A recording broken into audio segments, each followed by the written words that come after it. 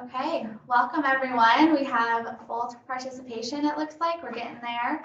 Anyway, so we might have a few hop on in a couple minutes, but welcome everyone back to the 2020 training course in MCH Epidemiology, the Intermediate to Advanced training course. I am Ashley Gallus, and I'm joined by Joe Sevilla, who also works at CityMatch, and Catherine Vladutiu. I hope I said that right. And she is joining us today. As a reminder, we had a schedule change. So Mike Smith was willing to give his presentation last Wednesday, and his slide deck and recording is also available now in the Google Classroom. And so today, Catherine's joining us, and we are going to be doing the course introduction and course overview for you all, and a couple logistic pieces before we go ahead and get started. The Google Classroom, you all should have received the student class code to access the Google Classroom as a student. So you can see here we have 34 students. So if you still need access or are having trouble accessing due to privacy settings or anything, please feel free to email me. And here we want you to focus this week on the coursework for Welcome to the Training course, as well as the prioritizing exercise that is due by this Friday for Bill's session on Monday, and any other overviews or lectures that are recorded for next week's session, so you can get started on there. There's also, I wanted to direct you towards the Google Drive that is uploaded and correlated with the Google Classroom. So if you click here, it'll take you to Google Drive. It is not as well organized, but everything is also housed here if that gives you easier access with privacy settings or anything like that. So with that, I would like to move into evaluations. Thank you for the number of you who have completed the evaluation for our webinar last week. That is a critical role and piece to hear your feedback on delivering and improving the training course year to year. So we thank you for that.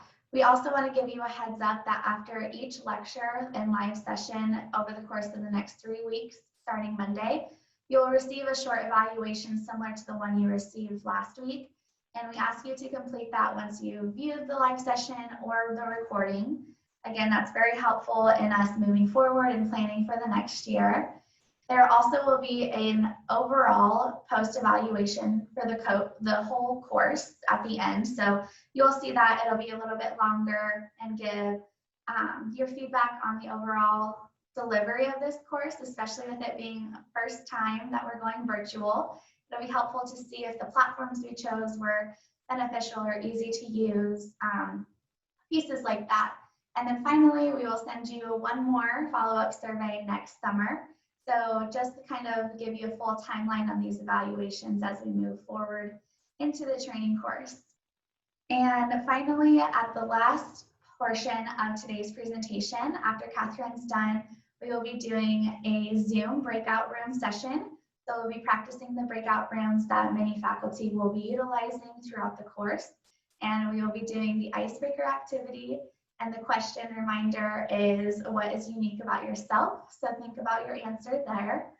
And I think that's all I have for logistical pieces. So again, on behalf of CityMatch, HRSA's Maternal and Child Bureau, and all the faculty, we thank you for joining us and being here with us virtually. And with that, I'll hand it over to Catherine. Great, thank you, Ashley. And thanks everybody for joining the webinar today and for being flexible to our switch of presentations this week and last week. As Ashley mentioned, my name is Catherine Vladutiu, and I'm a senior epidemiologist in HRSA's Maternal and Child Health Bureau in the Office of Epidemiology and Research. And today I'm going to provide an introduction to the MCH Epidemiology training course, as well as an overview of key resources. And I'm going to switch screen now, so just bear with me 1 minute.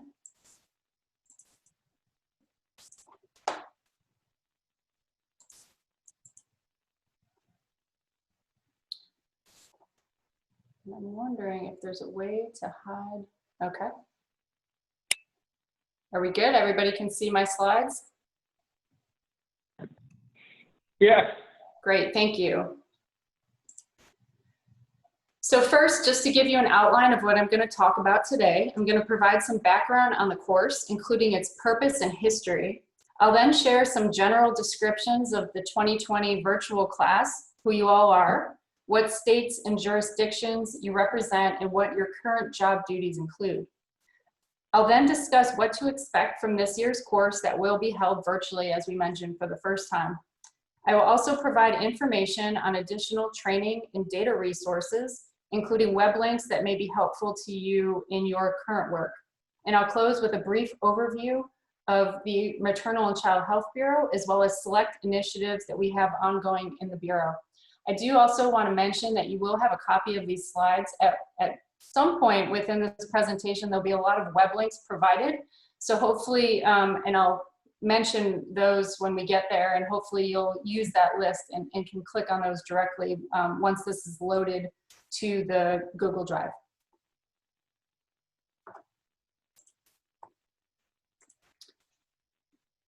So beginning with the title block grants enacted in 1935, there were federal state partnerships were first developed for service systems in our nation's communities to meet critical challenges in maternal and child health. While the main function of maternal and child health personnel in state and local health agencies had been providing direct health services to their MCH populations, there was a shift in the 1980s to implement the core functions of public health. And those core functions are assessment, policy development, and assurance. The Omnibus Budget Reconciliation Act, or OBRA, of 1989 further mandated new data analysis and reporting requirements for the MCH block grant recipients and state health agencies. And to accomplish these functions, state and local health departments recognized the need for epidemiologic expertise for providing tools for collecting, analyzing, and interpreting health data.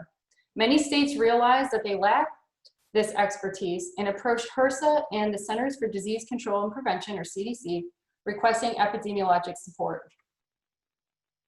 So in response, the Maternal and Child Health Bureau has been engaged in establishing several programs to help build epidemiologic capacity at the state and local level. I'm going to summarize some of them here on the slide for you today. So first, in 1987, the Maternal and Child Health Epidemiology Program was established jointly with CDC's Pregnancy and Infant Health Branch within the Division of Reproductive Health. They worked with the Maternal and Child Health Bureau to enhance the capacity of state MCH programs to carry on public health surveillance and database decision-making functions effectively. Under this program, CDC epidemiologists are assigned to state health agencies to help develop and enhance MCH epidemiologic capacity, and they're often funded by block grant dollars. More than 40 MCH epidemiologists have been assigned to build capacity to state health departments and other public health agencies. And as of June of this year, there are 12 CDC senior MCH epidemiologist assignees working in states. Now I'm going to talk about the Bureau State Systems Development Initiative. And this initiative provides funding for enhancing and expanding data capacity. It's used flexibly to support new data systems, linkages, analytic staff, and needs assessments. This program complements the Title V block grant program by improving availability, timeliness, and quality of MCH data in 59 states and jurisdictions. The third bullet on that list represents our work in schools of public health. So the Bureau started building the future workforce through funding to schools of public health for centers of excellence in MCH education, science, and practice. These programs support graduate education at the master's and doctoral levels and emphasize MCH leadership training, applied research, and technical assistance to community, states, and regions. Historically, there have been 13 schools funded. We've also added a doctoral training grant to support PhD student dissertation using state and local data at 8 schools. CDC and CSTE, which is the Council of State and Territorial Epidemiologists, sponsor 2-year applied fellowships for recent graduates in applied epidemiology. This opportunity provides high-quality training experience and helps to secure long-term career placement at the state or local level. As many of you know, we also have an annual conference, although I should say it's no longer annual in terms of the MCH epidemiology component, but is co-hosted with CityMatch's annual conference. And in this setting, it is an opportunity to have peer exchange, networking, as well as continuing education. And just a quick plug, this year, the meeting will be virtual in September. And then next December of 2021, there will be an in-person CityMatch MCH Epidemiology Conference. And this will not be the first time you hear about these conferences. And then finally, the training course that MCHB started sponsoring in 2002. And it's really unique in that it develops and trains the existing workforce within state and local health agencies in broad-based fundamentals, not targeted topics offered prior to, it's generally offered prior to the conferences. And we also do webinars, and we'll get in that a little bit on more specific topics. So just to give you some background on some of the capacity, the CSTE conducts periodic epidemiology capacity assessments to monitor the strength and function of applied epidemiology capacity in state and territorial health departments. Typically, they have provided limited information on the capacity within specific programs areas such as MCH. So they've added supplemental modules to assess MCH programs. So what you see on the screen, these data show that MCH epi capacity has really grown over the last couple of decades. And you'll see that states with at least 50% capacity for MCH epi and surveillance increased from 43% to 73% between the years of 2004 and 2003. States with minimal or no capacity decreased from 25% to just 6%. A more recent report completed in 2017 showed even more improvement, as you can see on the screen. Some key things to highlight: between 2009 and 2013, states and territories reported increase in many things related to MCH epidemiology. The first is an increase in the percentage of MCH epidemiology leaders with administrative and scientific authority. They also noted an increase in the percentage of MCH epidemiologists with master's degrees. The percentage with access to family planning, hospital discharge data, emergency department data, and YRBS data also increased. And then overall, we've seen an increase in the number of peer-reviewed publications, conference abstracts, and reports. The more recent data between 2013 and 2017 show that the percentage of states with an MCH program lead increased from 78% to 92%. There are certainly areas for improvement, though. Only 37% of states had almost full MCH epidemiology and surveillance capacity. In addition, only a minority of jurisdictions did MCH epidemiologists participate almost fully in policy development or have access to important data sets. In addition, only 46% routinely performed statistical comparison tests, and only 27% routinely conducted multivariable analysis. It's been highlighted that the most pressing need was to have additional staff and training of existing staff in the field. So that brings us to this course and the purpose of this course. So as you all know, currently we are in the intermediate and advanced course, and this really focuses more on advanced methods as well as multivariable regression. And this is sort of the, as you know, we also have a basic and intermediate course, so this sort of builds off of that with more advanced topics, and it improves some of the techniques learned in that basic course that I know some of you have already taken. And the methods that you're going to learn are really important for program evaluation, identifying the why and the how of the patterns we see in morbidity and mortality that tells us what we need to address in terms of interventions. This training course is really an intensive program. It combines lectures, discussions, and typically hands-on exercises, as well as opportunities for individualized technical assistance. And I really can't stress this enough. This year, as we all know, is quite a unique year in that we are in a virtual setting and do not have that sort of in-person connection and time to network with your peers and to collaborate and talk with faculty. But I assure you that we are really working hard to make this virtual environment as replicating it to as best as we can as an in-person setting. And please feel free to reach out. Take the opportunity to meet one-on-one with faculty virtually, and really make the most of this time, not only with the faculty, but also with your colleagues in the cohort.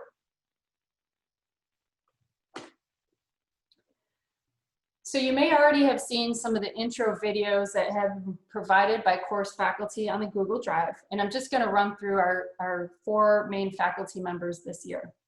So first is Dr. Bill Sappenfield, and he will be presenting on needs assessment, the MCH planning cycle, knowledge translation, quality improvement analysis, and reporting.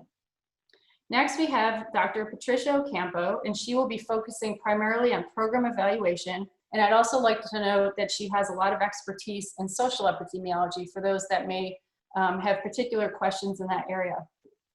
New to our faculty this year is Dr. Michael Kramer, and he will be focusing on evaluation statistical methods, specifically propensity score analysis, as well as methods to support program planning and monitoring. And he'll be presenting later in the training course around decomposition analysis.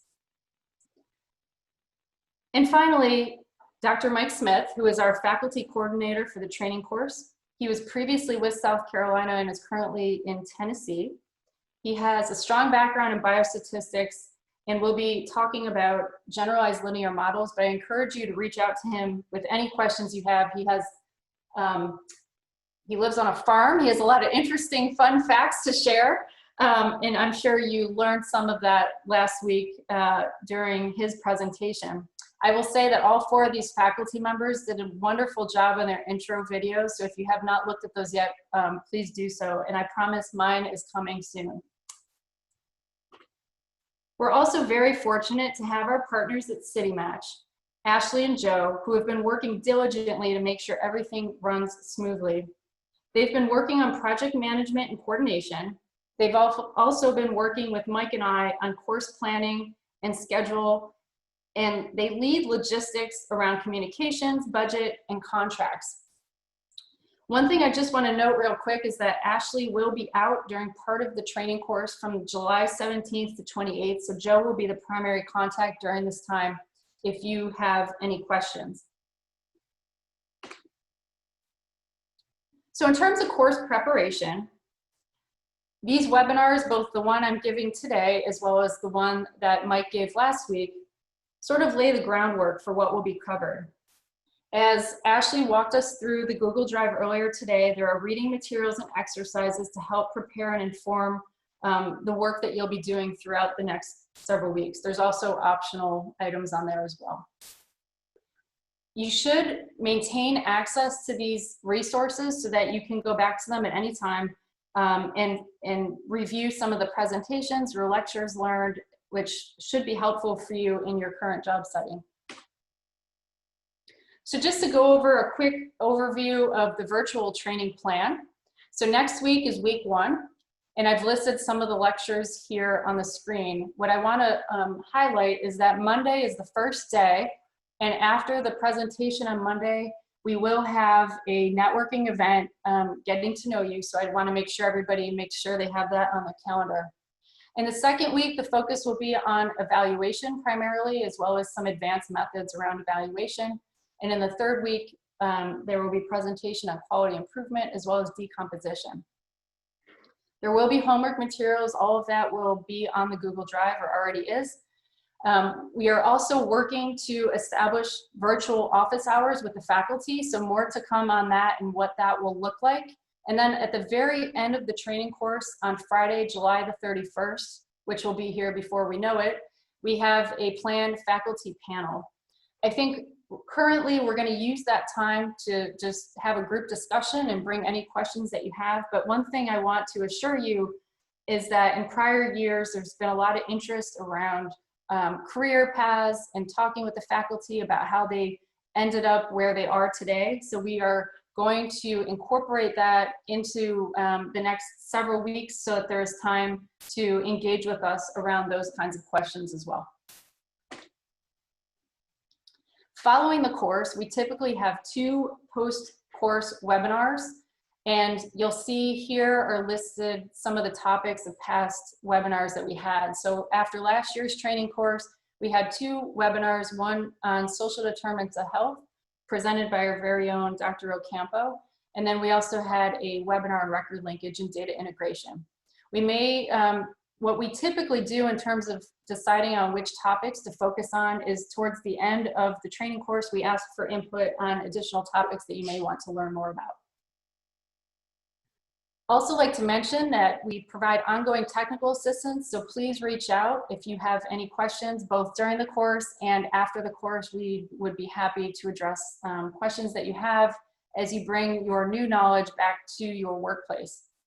And then finally, as mentioned, we really value your feedback and evaluation on all of the components of the training course. And at the 1-year mark, what we try to do is reach back out to everybody and get your feedback on you know, where you're at, how you might have incorporated what you learned in the course in your current jobs, and to provide examples of projects or products that were enhanced, perhaps as a result of what you're learning in the course.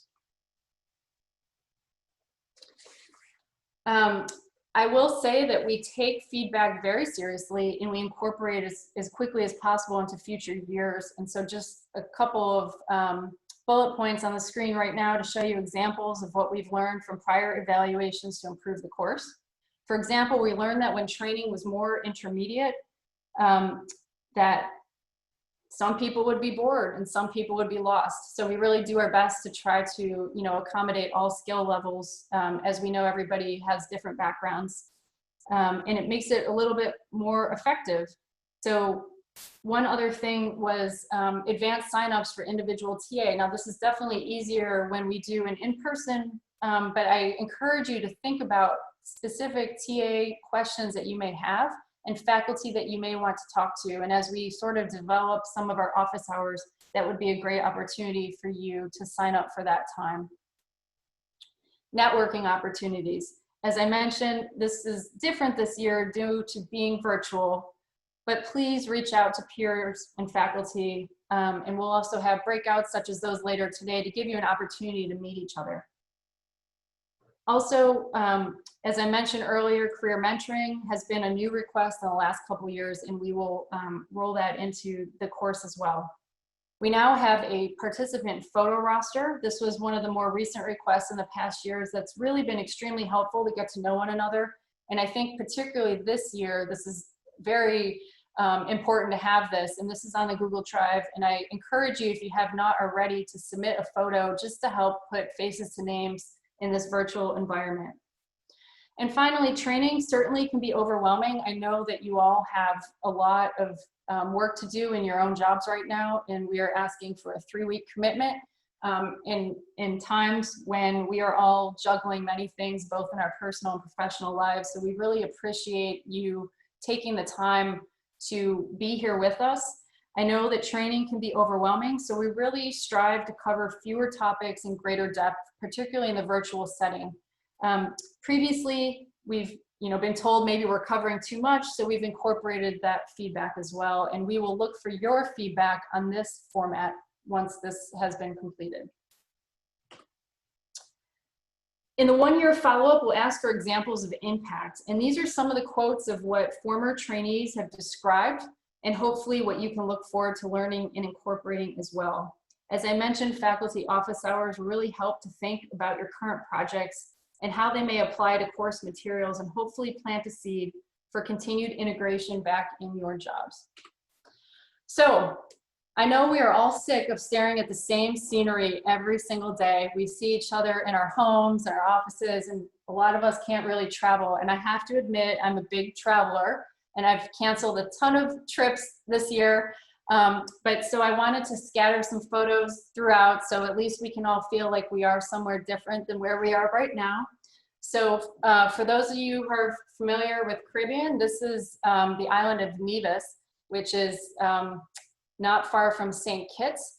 And this was the last vacation that I took with my family before the pandemic. and I miss it greatly. So I just want everybody to experience this beautiful view, which is certainly better to look at than 4 walls in an office these days in the house. All right, back to you all. So I wanted to just talk briefly about you all, the class of 2020. So first, there were over 130 applicants, so you're really a very select group. We have 44 trainees this year from 27 states and territories. 32 of you are in state or territorial health departments, 7 in local health departments. We have 2 in tribal epicenters and 3 in other settings. The average age this year is a little bit older. That's great. 39 years old. As usual, there are a lot of females in our group, but very grateful to have male participation as well. In terms of racial and ethnic diversity, about 41% are non-white, and we have 1 federal trainee with the program this year. So this is just a little demographic information about the cohort. Now here you'll see you're located all across the country, coast to coast, as far as the Federated States of Micronesia and American Samoa. There are 9 states with multiple representatives, and you'll see, as I've indicated here, the lightest green color shows states with 1 trainee, the kind of middle green color are states with 2, and the darkest green are 3 or more. The dashes that you see indicate that there is a combination of state and local folks participating in the training course from each of these locations. So as I said, we have 9 states with multiple representatives. We have many as 5 from California. We have 3 in Arizona, Maryland, Minnesota, and Montana.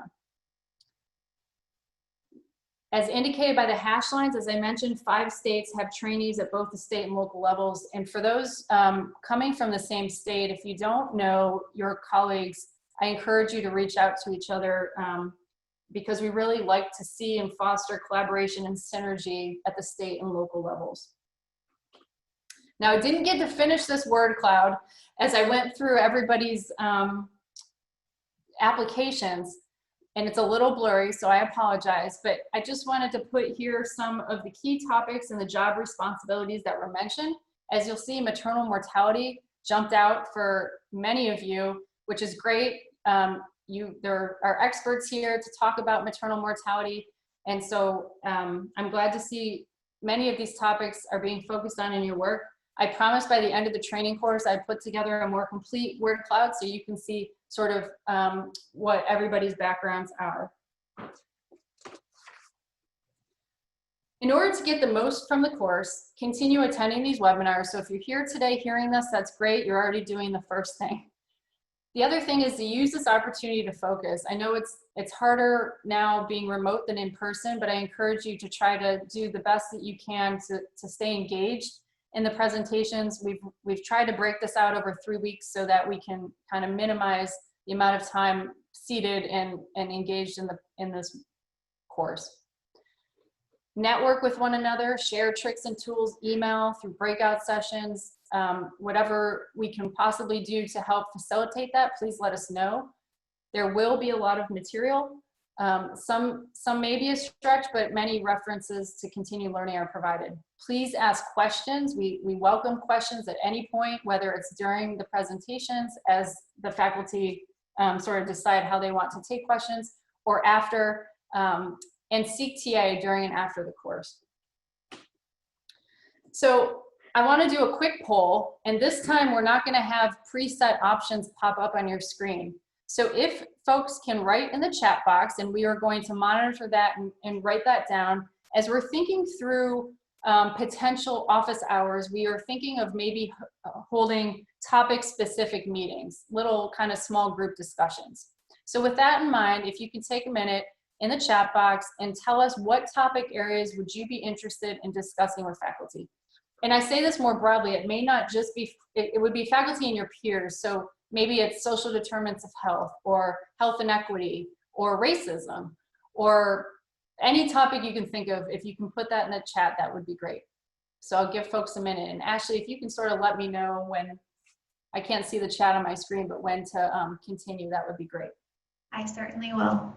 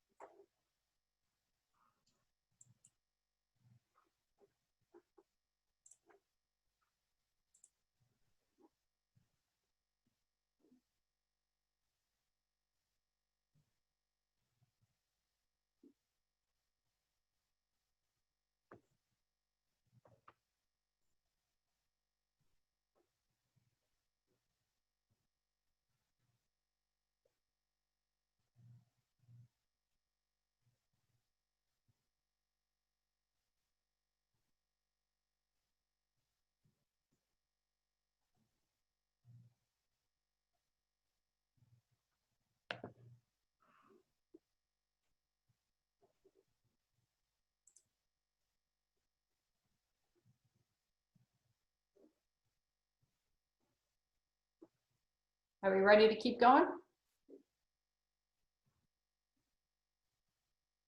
All right, I would say you're good to keep going. These are being captured in the recording, so thank you all for sharing. Yeah, and please feel free to keep putting the information in as we keep going here in the interest of time. So now I'm going to shift into additional training and data resources. So first, HRSA MCHB offers several training resources. I'm going to first start with the Data Speak webinars. Now, while we haven't had these very recently, we do have them periodically. Some of the past webinar topics have focused on findings from the National Survey of Children's Health, and well as moving the needle on maternal health. We also have enriched webinars, and these feature topics related to MCH research and methods, and these happen periodically throughout the year. Our more recent examples of some enriched webinars are listed there, and you'll see one of our post-webinar training topics has also been included as an enriched webinar focused around record linkage data integration. We also have listservs for Epi and research, and for more information on that, I've provided a link here to our program in the Bureau, and you'll see a variety of training resources that are available to you there. I encourage you to take advantage of as many of these as possible. If you're not currently on any of the listservs, please let us know, and we can direct you to make sure you get that. And those listservs provide information on all of these various resources as they become available. I also want to acknowledge the MCH Navigator website, which is run by HRSA's Maternal and Child Health Bureau's Division of MCH Workforce Development. And this provides bundles of training resources compiled from various sources, including epidemiology. Some of our course material has been archived on here and includes additional topics that we may not be covering this year, for example, multi-level modeling and missing data analysis. The listservs that I mentioned before are listed here. There's two main ones that are noted on the top. There's the CDC MCH Epi listserv, as well as the HRSA MCH Epi listserv. To join these listservs, I think what you can do is send an email to either of these two email addresses, I believe, or go to the website for more information. I want to acknowledge AMSHIP. They provide and organize TA on several epidemiology and data related issues. For example, they've provided TA and data linkage, life course indicator analysis, survey data analysis, and others. CityMatch, of course, specializes in local MCH. They have wonderful training on PPOR and an analytic framework to identify and address high rates of fetal infant mortality, and they also take TA requests. So all of the related websites are here. And as I mentioned, you don't need to write these down. You'll have access to these slides and can copy and paste them directly. Real quick, these are some general data resources. I'm sure you're already familiar with a lot of these, but hopefully you'll see something new here. I'm not going to go through each one of these, but I encourage you to check these out if you have not already. Some of these resources, including Healthy People, County Health Rankings, provide data information, and you can compare counties in a state or in a nation on outcomes for the County Health Rankings website on a variety of factors. All right, so now I'm bringing you to our next location. This is Bora Bora. I took this photo and I really miss going there, and I don't know if it looks like this every day, and maybe our colleagues in American Samoa or other more exciting places can attest to this beautiful weather and this beautiful water on the other Pacific side of the world, but I wanted to just share this with you all just to change our scenery for a minute. And to break up all of these web links that I'm giving you today, because I know there's a lot. All right, so now I'm going to shift into administrative data resources. I've just acknowledged a few here. From looking at the job responsibilities that you all indicate in your applications, I know many of you already work with these data sets, and many of these can be obtained directly from your state offices, except for the census data. And some of these population records are even more valuable when linked. And so some of you may have already had experience with linked data sets, maybe vital records and hospital discharge data, but I wanted to make sure you had some links to these. And then finally, this is the last list of websites. These are some survey data resources. And these include PRAMS, YRBS, which I know you all are familiar with, the Behavioral Risk Factor Surveillance Survey, the Immunization Survey, and last but not least, the National Survey of Children's Health, which is housed here in the Maternal and Child Health Bureau. So now I'm going to segue to give you a little bit more information about this National Survey of Children's Health. So this survey is sponsored by HRSA's Maternal and Child Health Bureau, and it's conducted by the US Census Bureau since 2016.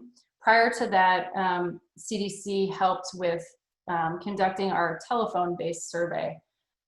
It is co-sponsored by CDC, USDA, and EPA because each of these entities has provided specific questions on a given year of this survey. It is conducted annually, which is different than in the past. So since 2016, when we redesigned the survey, it's no longer a telephone administered survey. It is now conducted via mail or on the web.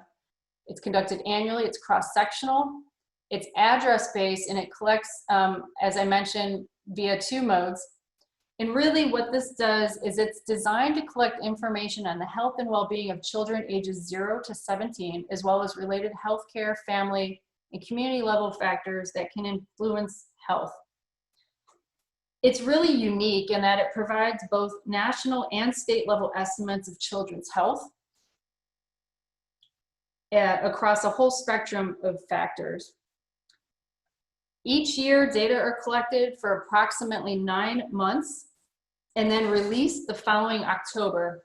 So this October, we will be rolling out the 2019 data for the National Survey of Children's Health.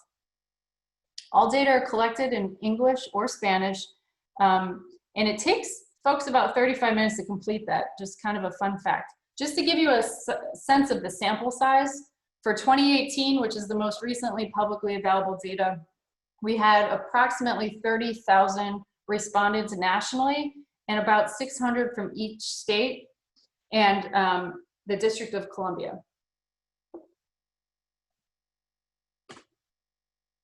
This is the website, and the URL is provided where you can access all of the survey-related materials, including questionnaires and supporting documentation and some coding that is provided. And you should be able to access historical data on here as well, especially dating back to 2016. Now, I wanted to acknowledge our Data Resource Center. If you haven't yet already ever looked at the Data Resource Center, I encourage you to use this as it really advances the use of the National Survey of Children's Health. So what it does is it takes the results from the National Survey of Children's Health and makes them easily acceptable to parents, researchers, community health providers, and really anyone interested in MCH. Data on this site are for the nation in each of the 50 states plus DC. And state and national data can be further refined, and you can look on this interactive data query, and I'll show you a picture of what that looks like in a minute, to look at differences by things such as race, ethnicity, income, health insurance, and several other demographic and health status characteristics. I'll also show you an example of what you can look at for the Title V National Performance Measures and the National Outcome Measures. It has hotspotting tables. You can also compare states and produce maps. So this is what the website looks like when you first get to it. You'll see where I've indicated in the red circle that you can choose which years of data you want to look at. You can choose whether you want it to be national, whether you want it to be just for a specific state. And I know that this screen is not very big right now, but when you have time, if you want to go to the website directly and check it out, you'll see it a little bit more clearly. This is sort of an example of what you can look at. So this is using the most recent 2-year data from 2017 and 18. What I pulled here was the National Performance Measure number 11, the percent of children with special healthcare needs. And you'll see, though you can't see the whole thing on the screen, you can see each state and what their percentages are for this particular measure. And then you can click on an individual state and get more detailed information. You can also sort columns from highest to lowest, so you can sort of do ranking.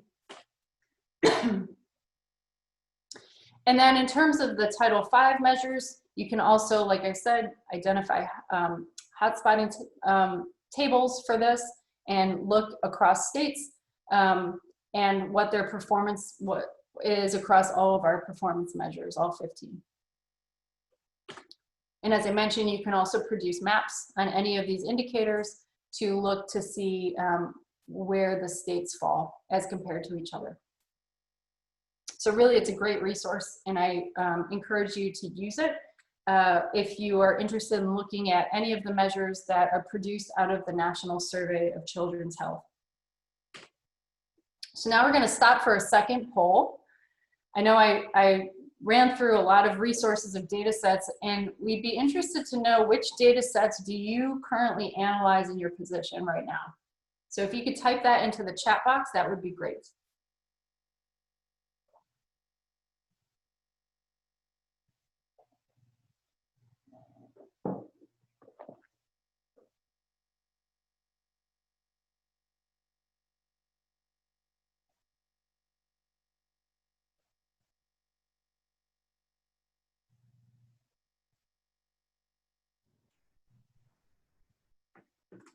Wow, thank you all for contributing to the chat. Again, we'll capture this information and share it.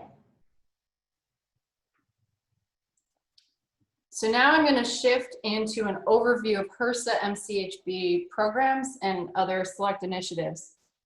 And I know I'm giving you all a lot of content right now, so hopefully you're not terribly bored just yet. But this, I really want to tell you not only about some of the existing ones that you may be familiar with, but I'm also going to talk about some of our newest initiatives, particularly those focused around maternal health.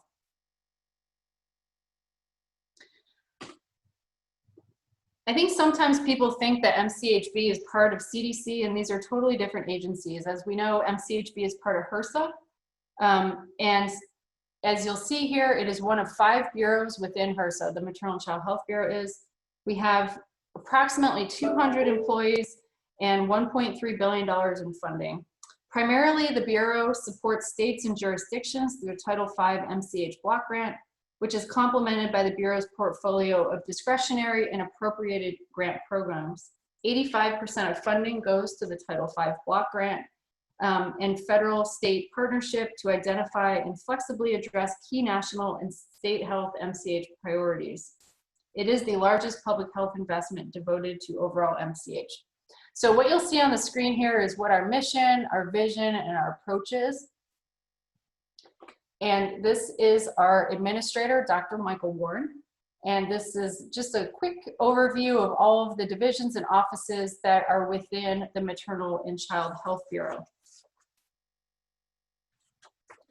I've highlighted the Office of Epidemiology and Research. This is the office where I work under the direction of Dr. Michael Kogan. What our goals are as the office, and this is where all of the training course as well as many of the other data initiatives are out of, and where the National Survey of Children's Health is sitting right now in this office. And really our goal is to build data research and analytic capacity at the national, state, and local levels. And so through our work, we really strengthen and develop the present and future workforce in MCH epidemiology and research, including through things such as this training course that we have here today. We also conduct, support, and disseminate research to strengthen the evidence base in MCH. We have an intramural epidemiology program. So staff in our office are actively engaged in research and publishing data, whether it's from the National Survey of Children's Health or other national data sets. We also have an extramural research program, which means that we fund others to support their research. We also provide analytic support to inform the planning and evaluation of Bureau programs and initiatives, including several of those that I will mention here today. And so there is the web link for our office if you are interested in learning more about what we do and what we support. So the key programs and initiatives that I'm going to just briefly touch on today include the Title V block grant, the home visiting program, Healthy Start, as well as our expanded maternal health portfolio. And then I'll close with some information about the coins.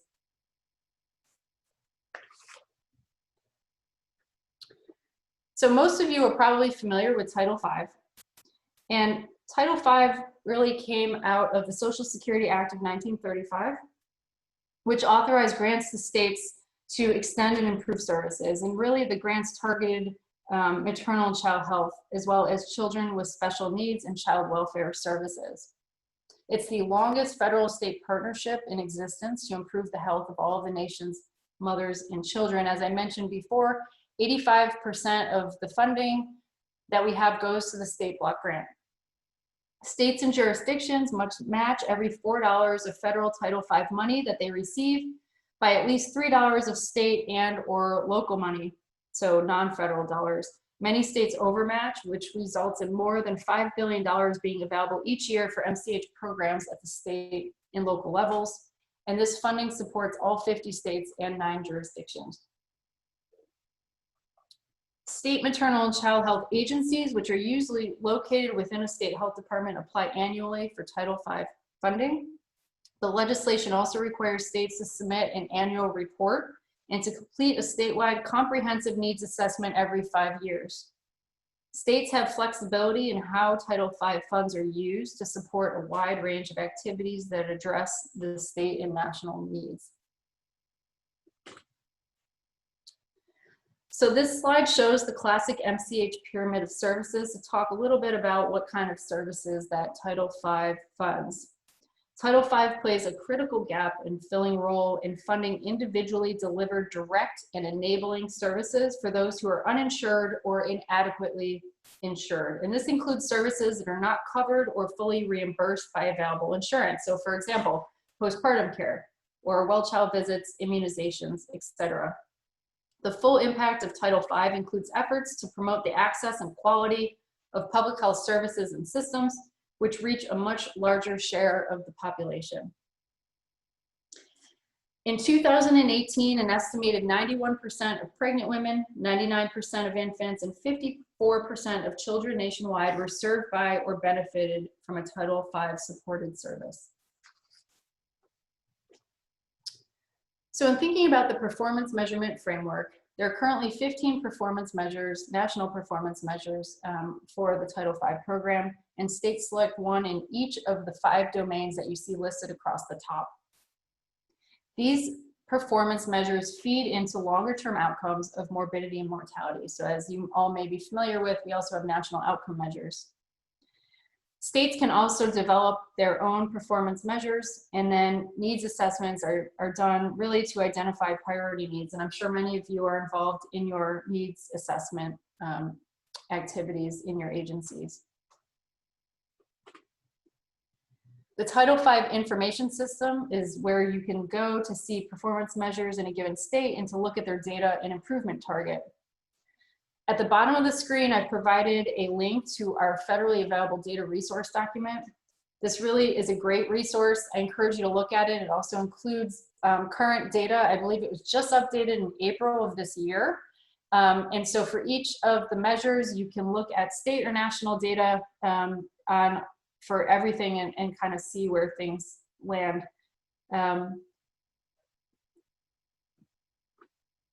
All right, so I'm going to pause again and tell you about another trip. So this is Costa Rica, and this is my family and my 3 children, and this was their first time going there, and we put them all on horses right away. And the other activity that I didn't have a picture that didn't look like my kids were dangling from the sky when they did a zip lining. My twins were 4 on this trip, and we're very excited to be there, given that all 3 of my kids are in a Spanish immersion school. So it was really kind of a neat opportunity for them to be learning and hearing Spanish in another country. So I just wanted to take you all to another place outside of your home offices right now, just to think about green grass and other places that, that exist in the world. All right, so now I'm going to switch back to another program. So this is our home visiting program. So in 2010, under the Affordable Care Act, we created the first nationwide maternal, infant, and early childhood home visiting program. In this program, federal funds were allocated to states, tribal organizations, and nonprofit organizations to support evidence-based home visiting services. Since 2010, $1.5 billion has been provided to states, at least over the first 5 years, with an option for reauthorization, and the funding has since been extended. HRSA administers the federal home visiting program in partnership with the Administration for Children and Families and oversees grants to states, territories, and tribal entities to develop and implement home visiting programs. ACF, or the Administration for Children and Families, as I mentioned, administers the tribal program, which funds AIAN organizations to develop, implement, and evaluate home visiting programs specific to the tribal population. The home visiting program supports pregnant women and families with young children up to kindergarten entry. And in fiscal year 2019, they served 154,000 clients with more than 1 million home visits. There are currently 18 evidence-based models for the home visiting programs, and I provide a web link for that. The legislation that created the home visiting program requires that grantees demonstrate improvement in at least 4 of 6 benchmark areas. So I've listed all 6 of those areas there, and under each of those areas, there are specific performance measures, if you will, to be reported on. I believe there are currently 19. Our Healthy Start program. So since the program was created in 1991, this program has grown from a demonstration project among 15 communities, excuse me, to 101 Healthy Start projects in 34 states, Washington, D.C., and Puerto Rico. The Healthy Start program has close collaboration with local, state, regional, and national partners, and that's really key to the program's success. They are also evolving to meet new needs with new efforts in recent time focused on father-partner engagement as well as reducing maternal mortality. So the Healthy Start program, as I mentioned, is a 5-year program, and it was just refunded this last year in 2019. And I've listed here the 5 key strategic approaches that the Healthy Start program focuses on. Earlier this year and towards the end of last year, we also completed a national evaluation of the Healthy Start program, which linked state data to vital records as well as PRAMS data. And we had, so that we could do a match comparison of program participants and non-participants and look at a whole host of measures and outcomes that are collected both in birth certificates as well as in the PRAMS data. And so more information should be coming out about that for those who may be interested. So now I'm just going to quickly shift into our maternal health portfolio. Many of you may already be familiar with the Alliance for Innovation on Maternal Health. This is funded through our SPRANS Title V funds, and this is a national data-driven maternal safety and quality improvement initiative, and it works with state-based teams to engage hospitals and health systems to improve maternal health outcomes. You'll see here this map shows in purple all of the states that are currently enrolled in AIM, and the goal is that all states will participate in the future. As a hospital in participating states can choose to align with AIM and access the AIM maternal safety bundles, and I'll show you an example of what those look like just in a minute. And these bundles are designed to identify appropriate and timely responses that healthcare teams can take in response to maternal complications. And really the goal of this program is to reduce preventable maternal mortality and severe maternal morbidity across the US. Through AIM, we're also able to address emerging issues impacting maternal health. So for example, AIM developed a safety bundle on the prevention and treatment of opioid abuse during pregnancy, as well as neonatal abstinence syndrome. So as you see here, this is a list of the bundles that we have. So there are currently 8 maternal safety bundles that have been created under AIM cooperative agreement, and then the bottom 2 are patient safety tools. The 2 that are highlighted in green are postpartum bundles that are covered under the AIM Community Care Initiative, which I will speak about in a moment. And that is tasked with developing further, implementing within community-based organizations and outpatient clinical settings, as opposed to within the birthing facilities and hospitals that the other bundles focus on. For those who may not be familiar with what a bundle is, A bundle is comprised of 10 to 13 best practices organized into 4 domains. And those are the 4 R's that you'll see in that picture on the screen in green. These are readiness, recognition and prevention, response, and reporting and systems learning. The bundles are intended to ensure that relevant healthcare organizations are prepared for maternal events. Understanding that, that there are unique risks for these events, and it helps to develop systems for early warning signs and universally implements a given protocol across providers in response to an event. So after a negative maternal event has occurred, staff conducts a formal kind of debrief to identify what actions are needed that may have contributed to this outcome and what they can do to prevent it again.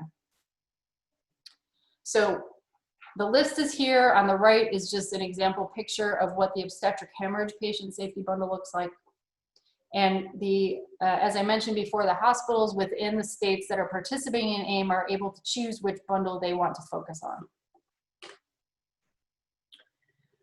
Now, one of our recent programs that just started last year is the AIM Community Care Initiative, and it's really one of our newest maternal investments. So the purpose of this initiative is to support the development and implementation of non-hospital focused maternal safety bundles within community-based organizations and outpatient clinical settings.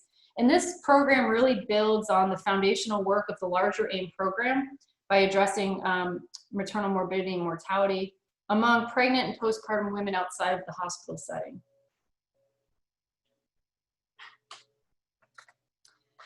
The next program in our sort of portfolio for maternal health is the Supporting Maternal Health Innovation Program. This is currently was awarded to the University of North Carolina at Chapel Hill. And they have named a new center from this funding called the Maternal Health Learning and Innovation Center. And the purpose of this center is to provide capacity building assistance to the State Maternal Health Innovation Program, which I'll mention in a minute, and to implement innovative and evidence-informed strategies. And they established sort of a resource center to provide us with with guidance. The State Maternal Health Innovation Program, and I promise this is the last one in the maternal health portfolio.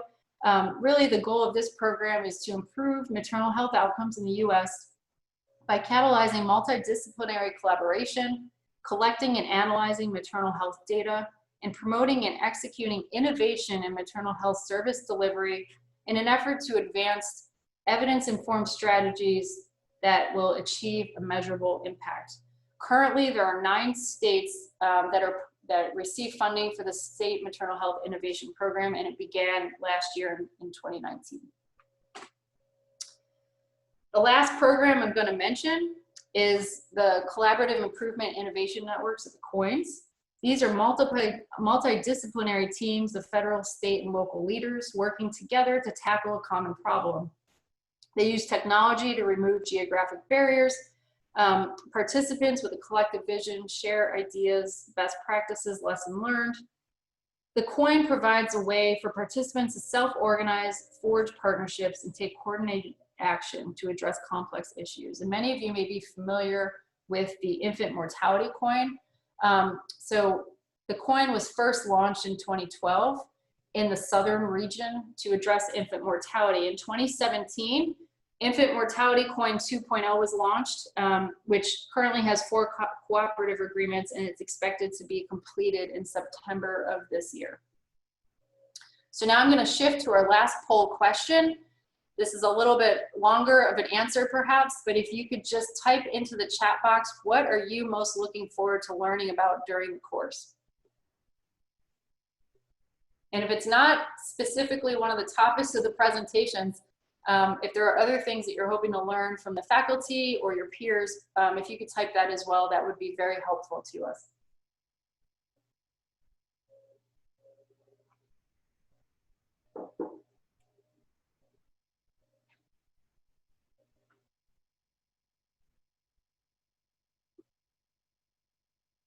Great, thank you all for answering all of these questions for us. This is going to be very helpful to us.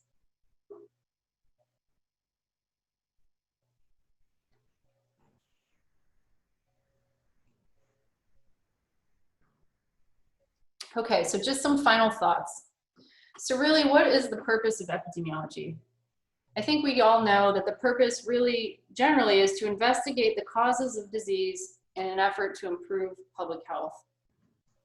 But that means not just focusing on etiologic questions, but really like what are the approaches that we can do to control and prevent public health problems.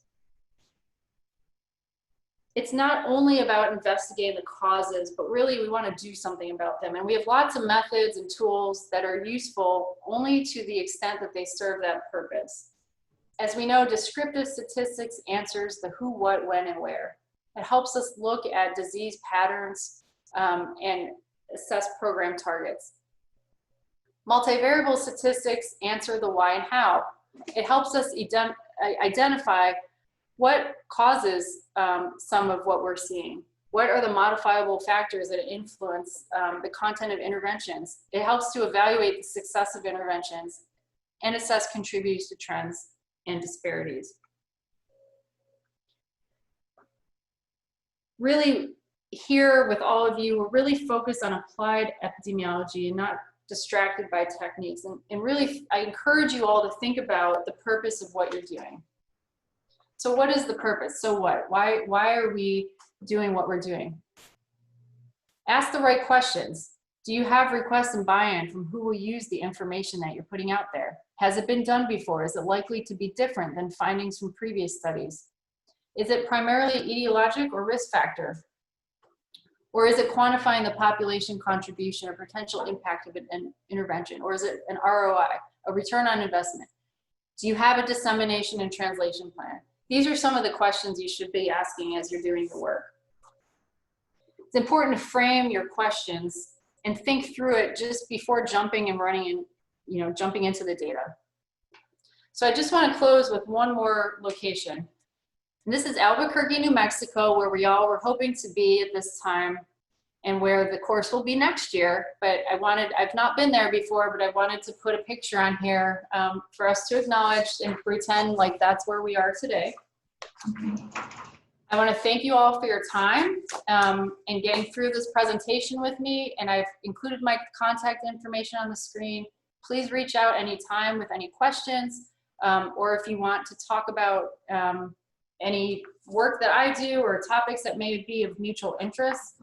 I plan to put up my intro video as well, since I will not be giving one of the presentations later in the course, so that you can know a little bit more about me and reach out with any meeting requests or whatever I can do to help you. So thanks, everybody.